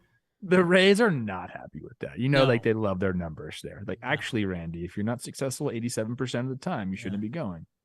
Yeah. I think that's the number too. It's like something weird like that. I would love when they tell Randy that. And he just goes, like, got his cowboy boots on, like, what? Yeah. No, I'm going to steal when I want. Thank you. Oh, do you remember when I stumbled and fell and still scored? I'll do it, whatever I want. Anyways, moving on. Yankees at Red Sox. Yeah. Red Sox take 2 or 3. Are they still alive, Jake? 1, 2, 3. Kind of. Oh, you can't say that. 3-2 Red Sox in 10. Whitlock shuts him down in the 9th and 10th inning, and then there's the Pham walk-off single. I wanted to ask you about that. I don't know if you watched the games. I did. I know you were on the bachelor party. Okay. So ghost runner on second, ground out. He goes to third. Next guy tries a like safety squeeze, I guess, if you will. It was actually a great bunt. And like Arroyo should have scored because it was like high in the air and like just a tough play for anybody. But then he gets on and you have Pham up there with 1 out. Donaldson was even with the base there. I don't like the positioning because Arroyo's not a burner. Right. And what you're telling yourself there is hard hit ball at me, I turn 2. Anything else, you obviously have to cut down the run. So yeah, I would have liked him. I would have liked him to start maybe like 2 steps behind the bag, like more so in double play territory than he was even with the base. The ball gets by him. I didn't like that. Reese McGuire had the bunt single before that. Man, for me, I guess if you don't score in the top of a 10th inning, I'm expecting you to lose because there's a runner on second and you can make 2 outs and win the game. And that's not exactly what happened, but the Yankees are in such a funk right now. And let's be honest, Friday night I was getting a little funky. Although the boys watched the game. I think everyone was, good mix of Boston and New York guys. So it was actually the perfect kind of facilitator for us to continue our night. Yeah, man, I don't know. I'm looking at Lou Trevino come out in the 10th, the new Yankee. We don't really know much about him yet. He seems like a nice cat. He's got some fun stuff, but he's coming into Fenway Park with a runner on second, no outs, that if that guy scores, the game is over. And the way the Yankees are playing right now, that already turned into a loss in my head. So... yeah, I see what you're saying about the positioning. I think there's a discussion there, but also, the ball was hit hard. But also, I like. Don't put. I've seen Donaldson make those plays. Yeah. I don't know. It's not in a position to be successful. Any of it. And then Yankees. Let me talk. Stop talking about the Yankees. People don't like because you go off on a tangent and they start talking baseball, talking Yanks. I'll go over one more thing from this series, then we can move on. Kind of Falefa has the day in game 2, hits his first Yankees homer to tie the game. Right? Yep. 2-run homer. Yes, he tied it in the 5th, and then he had the go-ahead bunt in the 9th, which you just know I love. Yeah. Big proponent of the bunt. You got to have the tool in the bag. And look, it can win you a game. So shout out to IKF, who I'm going to mention on here. I don't know if I'm supposed to. What are we doing, people, sending stupid shit to his dad online? We do not condone any behavior like that whatsoever.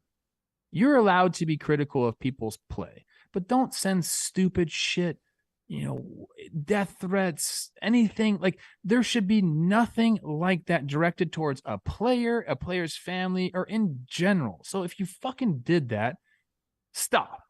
And we got associated with all of this crap. And that is not who we are. If anything, I want this to be a place where players feel comfortable coming on. And 99.9, 100% of the time, players do feel comfortable. But we got lumped into this. Yeah. And I don't think really fairly we got lumped into it. People, it's okay to criticize, but fucking be a human being. No more of that shit. Yeah. No more of that shit. It's ridiculous. It's disgusting, dude.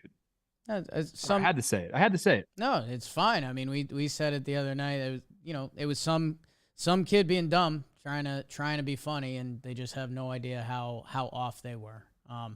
So yeah, it's don't send threats to anyone's family. That's a good rule to live by.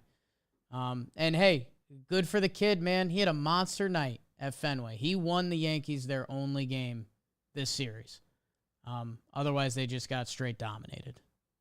And IKF is a fucking phenomenal person. Yeah. Top tier teammate person. Top tier.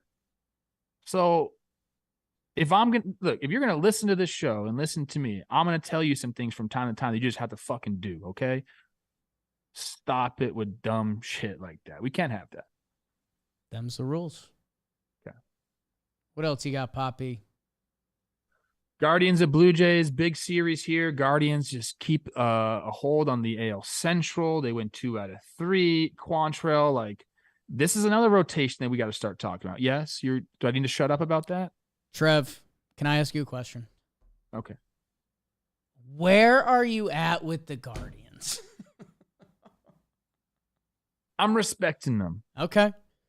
You know how I judge my teams. Yeah. Most of the time, it's on the strength of your starting pitching. They've come into their own. That's kind of the Guardians have been known for that back when they used to be the Indians too. Like the starters, they had good starters. Okay. And your roster has to begin with that for me to even take you seriously, bro. There ain't no teams with bad starters that I take seriously. It's just the truth. Like, you have to have starting pitching. They've been going. Their young guys are just energized, man. Like, they don't. What the fuck are dog days to these dudes? Yeah. They don't care. They're ready to go, and they're having success. I mean, you could talk about a bunch of different guys on their team. I mean, Kwan is like the best defensive left fielder in all of baseball right now. You don't think that helps? Like, this is a team that can run the bases. They can play a little bit of defense. They can pitch. They get timely hitting. It looks different, but it freaking feels like good baseball to me. And I would say, is this sustainable? But when you have the starting pitching, it is sustainable. And you have a back end of the bullpen like they have. Love him or hate him, Karinchak's been great this year. Clase is a fucking alien. How you going to hit him?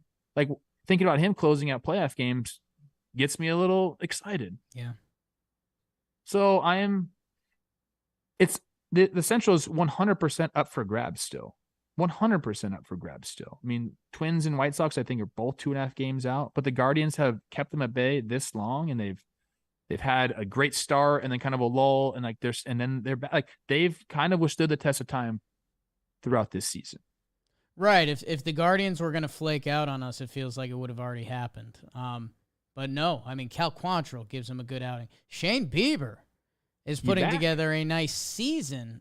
Tristan McKenzie, bro. Our guy sticks. Look at his baseball reference page. Our guy sticks, man. So, yes, they have the pitching. I've complained about the hitting. They've had some hitting.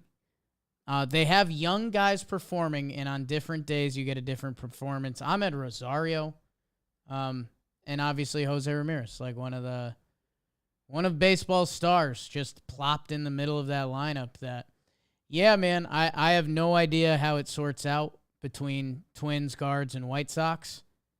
But yeah, I mean, at least the Guardians are fun, and it's young, and it's, kind of like you said. Like, in a way, I'm kind of rooting for them. Like, they're a bunch of young guys going through it. like playing balls to the walls and kind of doing their own thing. That, yeah, I think this team could have been supported a little differently by the front office. At the same time, it gave a lot of young dudes opportunities to shine, and I hope they shine. Toronto still got a lead on the first wild card. They're up a game in that regard. Chappie had a big homer here. Hey, remember when I told you that I talked to him about his defense, and all he could say was, I know I'm better than this. I'm a guy. Go look at the last 30 days. Yeah. Having a nice year now. Yes. Having a nice year. That's awesome. Oh. Yeah, I love that happened. I love that he was just like sick of it and knowing he's better, and then he's turning around like that. I thought this was kind of an interesting note. Max put it in our sheet here, talking about the WBC. There's a couple of Canadians on the Guardians, Quantrill and Naylor, who doesn't look like a typical Canadian because, well, you know, I was gonna say he's like really feisty, but like Canadians can be really feisty. Yeah, now that that's I think true about it. But they're talking about the WBC, and you know, hopefully they get to play for Canada. And they're talking about, hey, we can also recruit Vladdy, who was born in Montreal. Right. That would be great. It's not going to happen, but that would be really fun. Yeah, I mean, but go Guardians, man. Do the two things thing. Is Stroman doing that? He's pitching for Puerto Rico. Yeah. Used to pitch for U.S. and get Vladdy on every claims team. to both. Blue Jays, I feel like I need to hear more from you soon, and I don't know what that means. I don't know if it's them getting hot or whatever, but it feels like Blue Jays fever has been gone. Like the Blue Jays should be one of like America's teams. When we talked about the Padres being sexy, like Slam Diego, Tatis, Soto, Machado, these guys are awesome to watch. Seattle, like the Mariners when they were rocking last year. I mean, Toronto should be like a lot of young people's favorite teams, and I feel outside of Blue Jays fans, I don't hear a lot of that. Is that rude? I don't know. Okay. There's just some really good teams in the AL too that we're always talking about. I think if you're a Blue Jay, you're fine. Like you want to make the playoffs. I mean, how far back are they they're 10 games back. So you know you're shooting for the wild card. That's just the bottom line. You know there's going to be a 3-game set. I think you're confident in a 3-game set, especially if you're hosting it. Like that crowd is going to be freaking awesome, dude. Yeah. The Blue Jays are just right where they need to be. I don't worry about the Blue Jays one bit. In fact, they're very much like a dark horse team that like can turn it on at any second. Who's gonna have that month and a half finish? Rios, let's go, man. Let's go. Eat it. You got any Mariners, Rangers, Twins, Halos notes? I watched a lot of the Twins Halos, and that was a tough one. Good job. Game 1, Molly does his thing. And then game 2, they're sitting there ready to win that game. And Nick Gordon kind of lays out for a ball that he probably should just try to keep in front of him. And then they end up winning it. I think it was Taylor Ward had the walk-off homer. And then the Twins are, oh, man. No. I'm going there on Friday, bro. I'm going to go see the boys this weekend. Seems like they're playing with some low T. They could be playing with a little bit of low T. I don't know, man. I know they can bang the ball a little bit, but sometimes when you look at the bottom half of their lineup, I'm like, I don't know about this, guys. And they need Buxton playing every day, and that's just not happening right now. Starting pitching isn't where it needs to be. We're gonna have to get on some type of roll if they even want to be in contention come September. Like I don't want this to happen, but there's a world where I can see the Twins kind of like taking a pretty big step back here, and then we're talking about the Guardians and the White Sox. I hope that doesn't happen. It's a slippery time for them. And yeah, Trev, I didn't tell you this. I did repost it on Insta, but loved you getting the interview mid-game. Oh, that was awesome, man. Me and Audra, we talked a little bit. Yeah, that was fun, man. I was at the Dodger game. I had a great time. Shout out my guys Dustin and Mike there for being nice to me and hooking me up. Dustin. I love the Twins, man. I want them to go. I got to be impartial here and talk about what I'm seeing. And, they got some guys on offense. I think, the top 5-6 guys is pretty good. Get down to the bottom half. We got to figure some things out. Yeah. I mean, I know BBD mentioned maybe they're playing with low T. And if they are, you got to go to Roman and get their T support. I mean, I think you can figure that out. If you're low T, you need Mo T. That's a little Yogi Berra coming at you. I want you to feel confident. I want you to prioritize your health. I want your sense of well-being to be strong. And a great place to start is your testosterone health. Experts believe testosterone affects everything from our libido, to our blood health and more. So if you're ready to take care of yourself inside and out, go check out Roman T Support. It's meant to help men maintain their body's natural testosterone production. Go to getroman.com/talkin today. If approved, you get $15 off your first order of Roman T Support. That's getroman.com/talkin. Go check them out today. Send me a screenshot that you got your T Support. I'll give you a high five. More importantly, Roman T Support, if you go get it and use code TALKIN, you get $15 off your first order. So go check them out. They are the people that deal with this stuff. If it's something you have or think you might have, why would you not look into it and pursue it? So go to getroman.com/talkin. Trev, you have a question? We are not skipping the Mariners-Rangers game. I'm just serious. Good. I'm just not doing it. I'm just not doing it. Give me it, baby. Couple notes from it. The Mariners win the first game 6-2. It was the first time they had Julio, Ty France, and Mitch Haniger in the lineup in nearly 4 months altogether. Wow. Service gets his 500th win that first game, and Julio, my guy, had to go ahead 2-run single in the fourth in his return from the IL. So talk about that. The Rangers do end up taking the next 2 games before they fired their manager this morning. And then in game 3, there was a walk of Corey Seager, and you got Adolis Garcia up there. He has the go-ahead RBI single in the 7th. There were some pigeons on the field in game 2. Some stuff went down. Mariners still in a really good spot here. Go Mariners, go. I love the Mariners. I currently have them as the 3rd best team in the American League. I think their pitching's very real. And I think, now you got me looking at the American League. I think their lineup has enough of different dudes who can click on any day. Like you just said. Is the American League mid as mid gets? When you put those teams down on paper, you're like, okay, the National League, depth-wise, is a lot stronger at the top. Houston, yes. That's it for me. That I'm like, oof. I know there's some good teams. I get it. There's some good ball clubs in the American League. Don't twist my words around. Don't clip me out, people. But you're right. Put them down on paper. Go ahead. I mean, if you were to name your top 5 teams in baseball, right?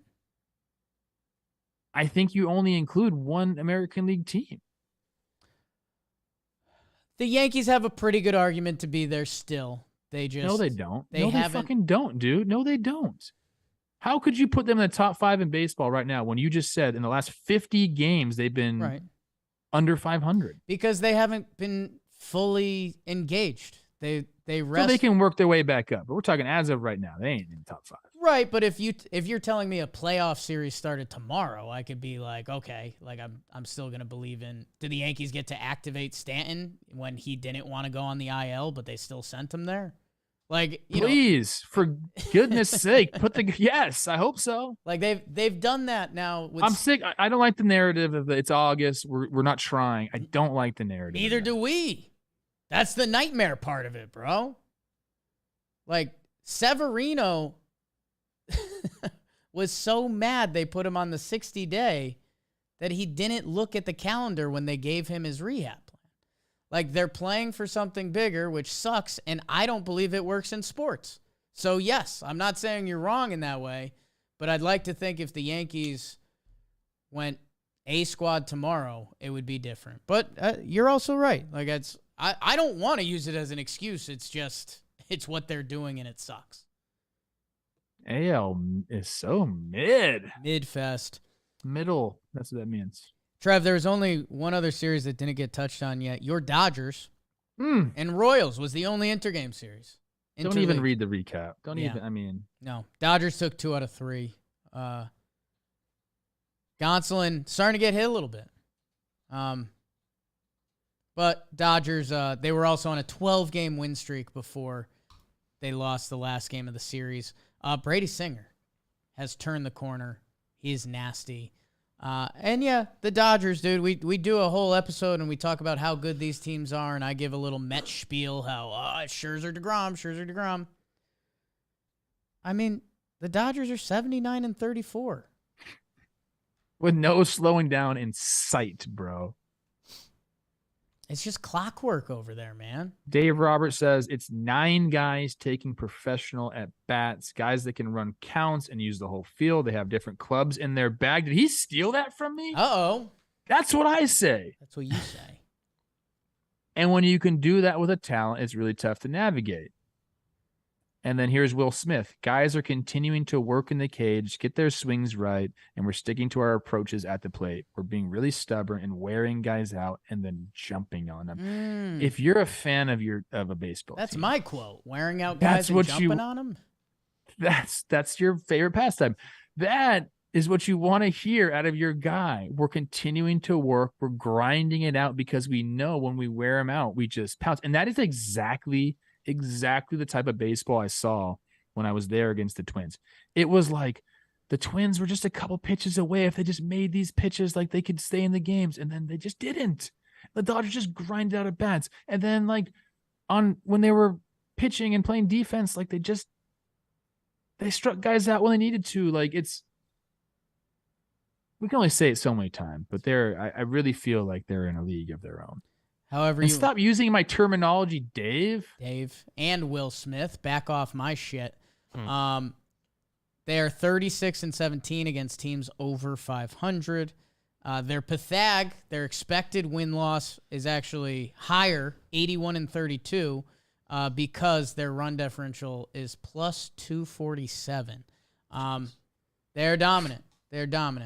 And I was doing my Jakey late night. Anyone got any questions or want to chat? Because I was on the way home from the office. Yanks just lost. And they were like, any surreal moments? Just in what we've done recently. And no, it's the one that popped to my head when we were just at Dodgers camp and we were just yucking with Muncy, Turner, Pollock. Mookie came over and said, "What up?" And it was just like, I shouldn't Trey be here. rolled over. I should not be here. I love Trey Turner. Nice build.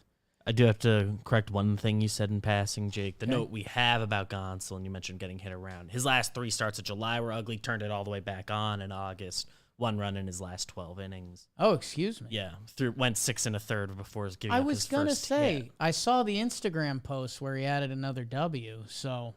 Yeah, he had an ERA in the high 6s his final 3 starts of July. 5 shut and then 6.21 earned in August so far. 14-1, Tony Gonsolin. 2-2-4. Okay, hold on one second. I'm doing a little bit of math here. Yes. Perfect. This is where this show usually thrives. Against Atlanta, I just told you how great the Dodgers team is. Yeah. This Dodgers team is. But so I wanted to try to balance that with a little something. Okay. Against the NL East, are the Dodgers mid? Oh, boy. 4-2 against Atlanta. Okay, that's nice. It's great. 2-2 against the Mets. Mid. 3-4 against the Phillies. So now that's 1 game over 500. And then 3-3 against the Nationals. And they have not played Miami yet. So 1 game over 500 against the NL East. What's the takeaway? If I told you that now, what does that make you feel like? Who gives a shit? Just slightly. I think it is a better division on the whole. That 3-3 versus the Nats does nothing for me. Like that's 1-5 against the Pirates. Just saying. I mean, it's a good. But against the Reds, they're 7-0, and against the Cubs, they're 7-0. So the NL Central we're not talking about, but the NL East, one game over 500. They haven't faced the Marlins yet. There's something to that, right? There's something. I mean, I think for a lot of those series, because it's baseball and smaller sample sizes, like you just don't know what part of the season you ran into. Who are they resting against the Nationals? Who was hurt? And, those games just don't mean as much to them. Like, if that Nat series came right before 3 games against the Padres, you just treat it differently. So, but yeah, I think the NL East is stronger than the NL West, right? Yes, and we just talked about the American League. Dodgers are 15-5 in interleague play. It's pretty good. It's pretty good. All right, Trev. I think we keep it shuffling to the standout performance part of the show. Standout performance. This was a brutal one, man. I'm looking at the names on this list. A bunch of guys we've already talked about. Yeah. I mean, my God. Drew Rasmussen missed. And partially because it's our show. Jacob deGrom, Kopech, not getting my standout performance. Because I'm going back to someone we talked about, Trev. Because you know who I am. I'm giving it to Albert Pujols. We talked about. Oh, yes. We talked about some of it already. Hold on, stop. Yeah. You said you modeled your swing after Albert. Can we see a little bit of that swing right now? I mean, it was just the back elbow was high. We were bouncing just slightly just to compose ourselves.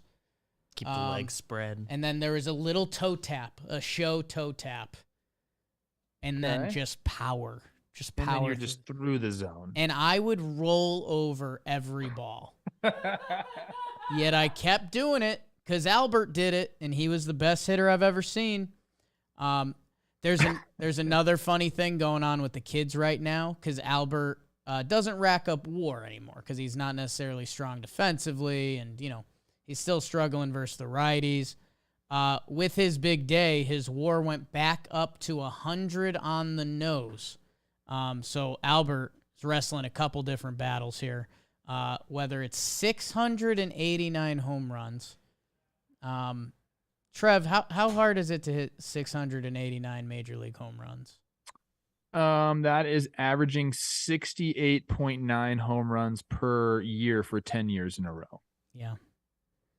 So, Aaron Judge is like on pace at 65, and everyone wants to, crown him the best player of all time. Right. That's how I like to put the numbers into perspective. There are, according to Baseball Reference, there are 21 players all time that have accrued 100 WAR. And not to be shots fired. Some of these guys go back in time that I don't know if either of us have the full Eddie Collins scouting report. Okay. Boy, was he good at what he did. But, the guys from even a more recent generation, it's like A-Rod's on there, and he's got a whole nother thing going on. Ricky Henderson, I mean, kind of underrated all time, but that's Ricky. And then it's like Bonds. So, I mean, think about, everything we talked about with Tatis, and, I don't think there should be any association there, but there's an association that Albert Pujols is the best hitter from the past blank amount of years, or the best clean hitter in the past, 75 years. So just appreciate it. I know some of you kids are probably looking at an old 42-year-old Albert Pujols. I don't know, man. That guy that I've seen videos of him struggling to run the bases. Dude, what that dude is doing at the plate against lefties, that kind of makes me laugh that he really struggles to hit right-handed pitching, but he can still hit lefties as good as anyone in baseball. That cracks me up. Enjoy whatever last little bits of it there are. And the fact that some of the last little bits are him in St. Louis in a playoff race against the Brewers, pimping his second homer of the day. That's why he got my standout. Okay, I have two things to say about this. Number one, people in chat, well, he didn't do it over 10 years. I know that it was a math exercise. Do you want to go over 20 years? That's averaging 34 a year for 20 straight years, people. Yeah. It's not a math show. Unreal. Never been a math show. Just think about the numbers. And number two, question, and you have to answer it really quickly. Yeah. 100-yard dash. You were Albert Pujols. In my heart of hearts, I believe I have Albert. 90 feet. Myself. So you think you're quicker. You're like what Gimli says, very dangerous over short distances. Yes. But Albert would outrun you at the 100-yard. Oh, I think I have Albert. The longer the race gets, the worse for me. Okay. Like, I think Big Al just strides it out, and I start fading. I don't know if have you seen him run, Jake? Yeah. It used to mess me up. I would get ground balls. I was playing for the Angels. He'd hit a chopper to me at third base. And I'd look up and he'd be like 10 feet out of the box. I was like, oh my God, I have so much time. It almost messed with me too much. He's so slow. I think I got you, bro. Being serious. Thank you. All right. My standout performance is going to go to my guy, Max Muncy. Yep. He goes 4 for 5, the home run, the double, 4 RBIs. And the reason I'm giving him to this, there's a lot of guys that are deserving, but I saw something while I was at the games. I tweeted it out. He's starting to do a little step back thing, a la Chris Taylor. Arenado, I think, also does it. And, people didn't really understand what was going on. And the reason he's doing that is he just wants to feel that load back up into his hip. Keeps you a little more grounded, keeps you a little more centered. And for people that don't know, their hitting coach, Rob Van Scoyoc, considered one of the best in the game for a long time, even before he was involved in any sort of organization. I went to him for a year in the off season, and I learned a ton of hitting from this guy and a bunch of drills and a bunch of things that are kind of out there. But one thing he's really, really, really good at is just giving guys a plan, like giving you direction to where you need to go. That's the definition of giving directions, I believe. So Muncy listens to him and he starts doing it, right? Last 28 days, 917 OPS. Last 14 days, a 1.4. Last 7 days, a 1.6. The Dodgers are going to get better because Max Muncy has regained his stroke. Yeah. And that's a scary thing. But the main reason I gave it to him was just because he's willing to make an adjustment during the middle of the year. Only a 703 OPS so far this year, but I'll put money on it that he's at over 775 by season's end. Okay. Over 775 by season's end. He's found something. He's feeling it again. And boy, oh boy, that regression works both ways, doesn't it? He's about to get his numbers back. Shout out Max Muncy. Shout out Van Scoyoc. That was a real number. I was excited you went there. I was wondering if you were going to land at like a 740, 750. Yeah, he's starting to go. And yeah, just another Dodgers player who, the past 4 years, he's arguably been a top 3 first baseman in the world. They signed the other guy that's probably ahead of him, and Freddie Freeman. I don't be shocked if Muncy goes and he becomes the 890 OPS player he's been the past 4 seasons. And yeah, just another piece on the Dodgers. Ho hum. God, different team. Trev, we have Slump watching in Fuego. We've kind of turned them into speed rounds. And, we've just turned them into reminders that these guys are there and go root for them. Either way, if you're hot, you're hot. If you're not, you're not. Slump watch. Josh Bell, I don't like that. Yeah. 0 for 13. New surroundings. He was back in Washington. He's feeling the emotions, So Tatis news he's going to have to turn it on a little bit. He'll go. He'll go. Christian Yelich, I hate this Slump watch. 0 for 12. Glaber? It's not going to get better. JT Real Muto. We were so excited he started to go. And then you close with Kepler, Trev's guy? This is disgusting. You've got emotions in this Gross. one. I'm deleting that whole He's section. still so good looking. I saw him in person. I was like, gosh, you haven't changed a bit. I think you got better looking. Yeah. That's tough for him. Well, Dirt nasties on Fuego. That means I'm on fire, baby. Like Waco. Trev, I have good news for you. There's a lot of guys you like on this list who are hot.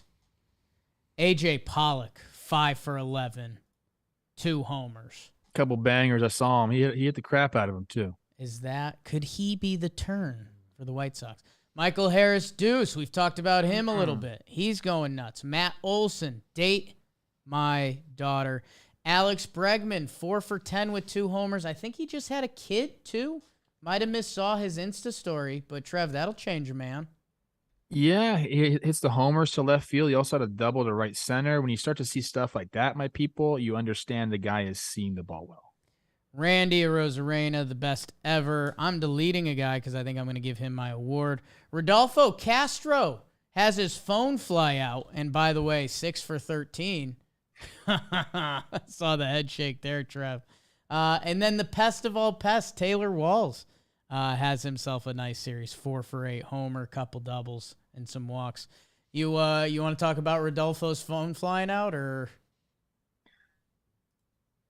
I feel like I genuinely believe him that he just had it in his pocket the whole time on accident. Like pregame, yeah, sometimes you go stretch in the weight room and you got your shit together, but you have your phone because you're listening to music, and maybe on the way back to the locker room, he just slipped it in his pocket and forgot about it.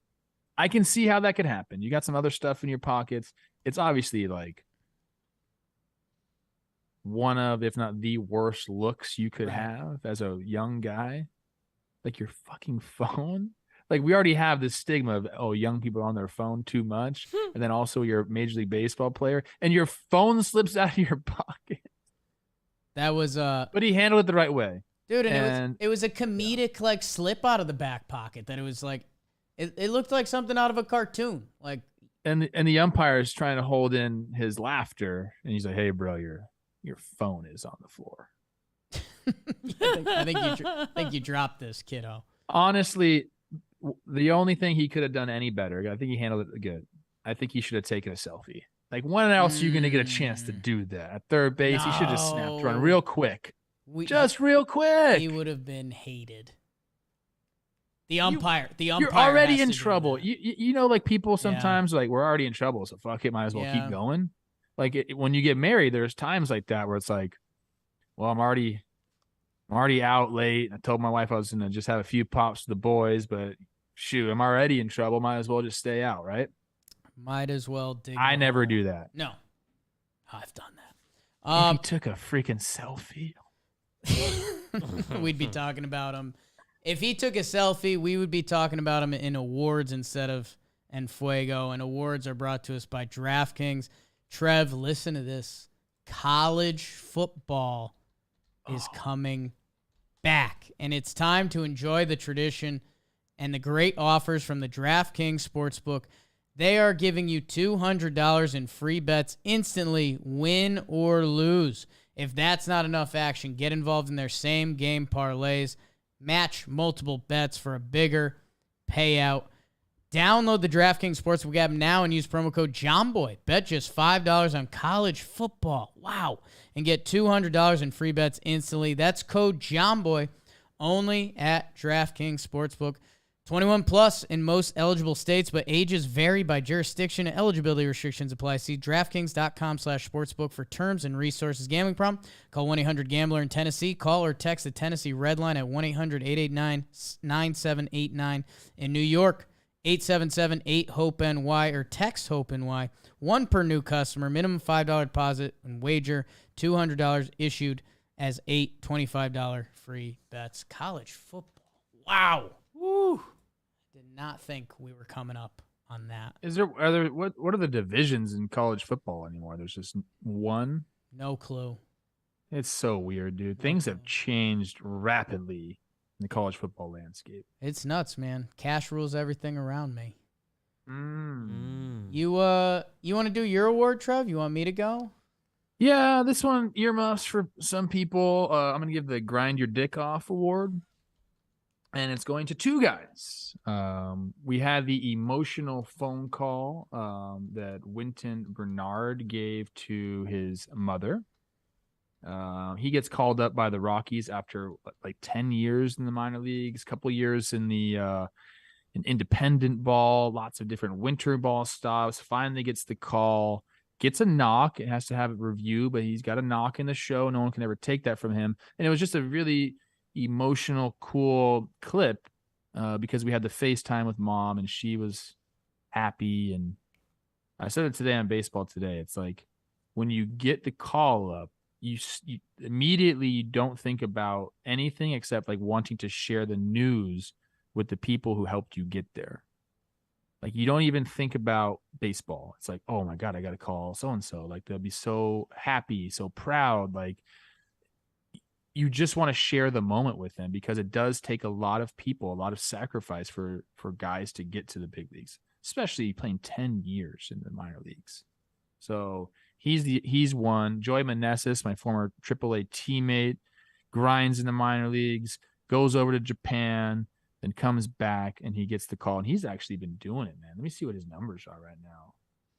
He's been hitting. Batting 400. 400 batting average, 447 OBP. When I played with Joey, he was just a real professional type hitter, took very, very good at bats, and he would get on absolute tears. And this is in AAA, I understand that, but the International League's not a hitter's league. And I believe that he was like close to like MVP of that league. Did he win MVP? Anyways, got to be rooting for guys like this. I tell people all the time, like there's a lot of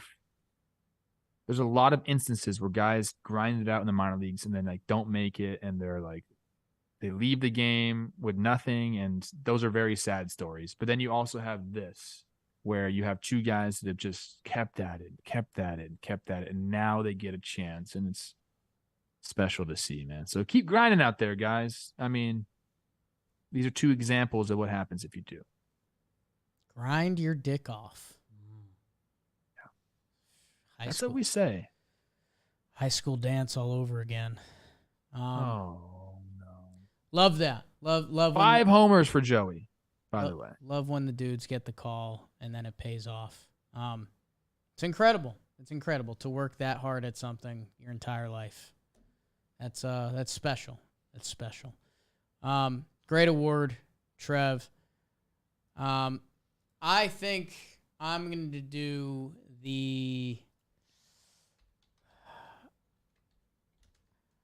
I'm going to go with the Trojan Horse Meets Comics Award. Say it again. The Trojan Horse Meets Comics Award. Okay. So this is weird. We've talked about the Padres stuff. The Tatis news obviously kind of broke baseball fans' hearts a little bit. It broke Padres fans' hearts. It's real weird. And talk about an emotional roller coaster for the past couple weeks. The Padres get Juan Soto. They get the dude. They did it. Tatis is going to come back. They got Josh Hader. They made a bunch of other trades. After the deadline, they lost a couple games, and it was like, okay, well, that's whatever, I guess. Now Tatis is out. And I guess the guy who's been a Padre, who is a Hall of Famer, who is now an old veteran, while not being that old, Manny Machado. Manny Machado was basically supposed to be the Robin to Tatis's Batman. Like, Tatis came on the scene, and it was like, okay, so that's the guy, and this is the guy you're rolling with. And it's Manny Machado who, Trev, 49.9 career WAR. Basically 50 career WAR. He turned 30 in July. The guy has an 895 OPS. He almost has a 5-WAR season going. They still got Juan Soto. They still got Drury. They still got Josh Bell and Hader. Manny Machado has been leading this team. And there, some young Manny Machado on Baltimore, especially when he was crazy young. Think about all the stuff we're talking about Tatis now.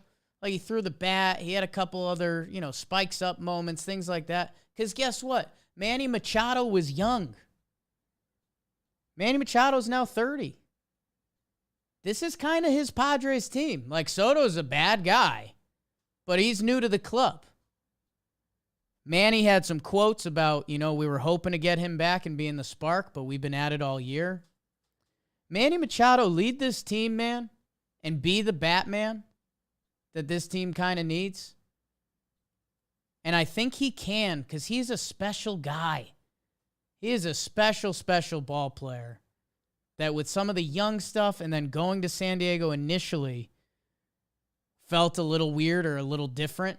We normally picture star players going to star cities. And man, who knows? Maybe Manny Machado can be that full-blown big brother that Tatis will need eventually to kind of get through this. I don't know. Tatis is going to have to earn back some respect. But I'm circling Manny Machado the rest of the way. In the 2019 season, when they lost, when was it? When they lost Tatis, his numbers dropped dramatically.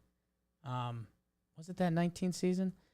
That he can't do that now. They have Soto. They have a really strong team that I hope by the end of this season we're talking about how Manny Machado was out there every day, helped lead this team, and he was the guy. He was the Batman the rest of the way for the Padres. So he was the Trojan horse Batman where people thought he was Robin. He was already in town. He gets in. He is the Batman. That's where my brain went. Trev's thinking.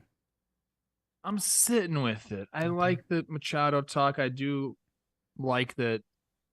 I think we're going to get away from some of the stuff early on because he has played for so long. He has matured, and I think that's something that we need to be able to do as baseball fans is understand that sometimes when we're watching these dudes, they are young and stupid.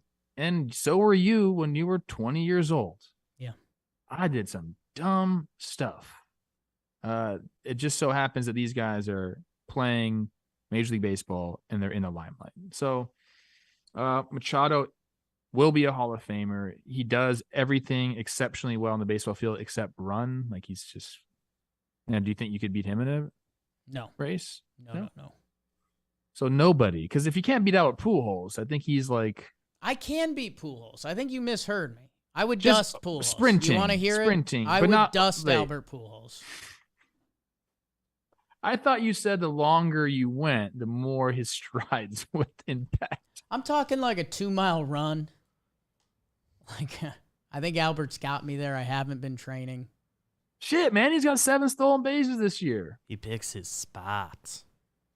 Man, What's he's his nasty. I can't. Dude. I can never pull up Baseball Savant right now. What's his sprint? What's his percentage sprint speed? What do you think, Manny?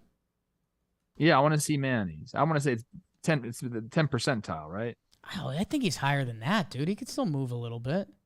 28. 28. Oh, okay. Yeah, long strides. Got a lot of bold in his baseball reference page. I like Manny, man. He's I talk to a lot of baseball players still, as you know, and he's one of the more respected guys.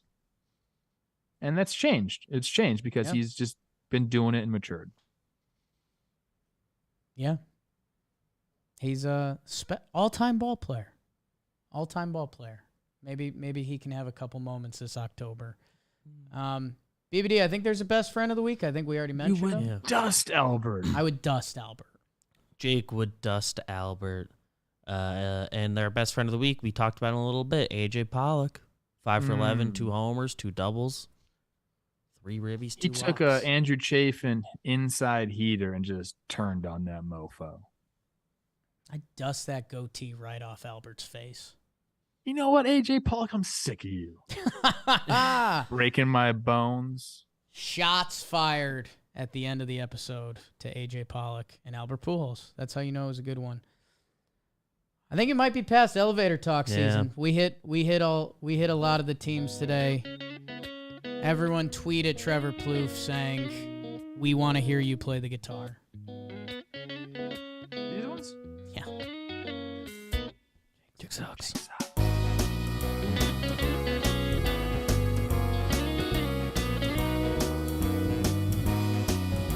See you guys Wednesday, midweeker. Did we crush this episode or did we crush this